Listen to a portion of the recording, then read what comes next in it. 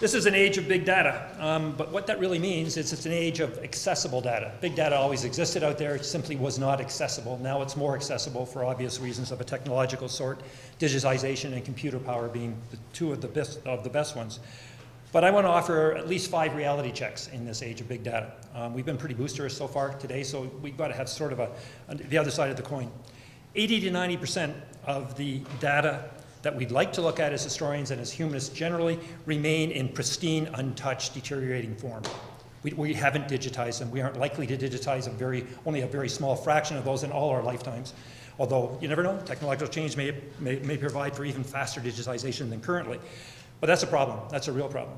And it goes to one of the questions that was asked earlier in terms of who is actually doing the digitization? What kinds of product is out there and easily accessible? It's a real issue. 2, lots of the digitized material that is already out there is not really usable for a lot of the people who are interested in using that material. For example, I'm a social science historian, I'm into quantification, and I don't see digitized material being easily quantified without a lot of hands-on, tedious kind of systematic work. That's not a bad thing, but it's a real thing, it's a reality. We can't be, big data isn't always in a form that's usable. Thirdly, basically we're methodologically weak. We're confronted with this surfeit of information. How do we make sense of it? What are the best methodologies to use it? Are we being taught appropriately? Are we being taught manifestly, i.e. there's a lot of different kinds of possibilities. How kind of renaissance can we be as a person in taking all these possibilities and bringing them to bear in a useful way on our own research projects? That remains to be seen, and especially for students. And it's a pedagogical issue, it's an intellectual issue.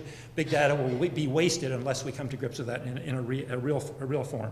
Fourthly, money for constructing data, if you want to go and do it yourself and create your own kind of database for intellectual reasons of a good sort, money for doing that is very hard to get.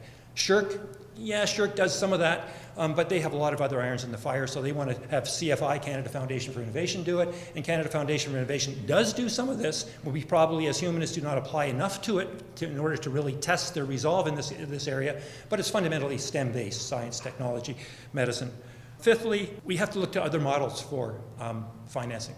We can't just simply depend on government agencies like in Canada we have been want to do so. This is a changing world. We have to look to public-private initiatives. There are a lot of agencies, a lot of private agencies out there that want to partner with intellectual development within the universities that are willing to put up money to do so. We've got to explore that in a much more dynamic fashion.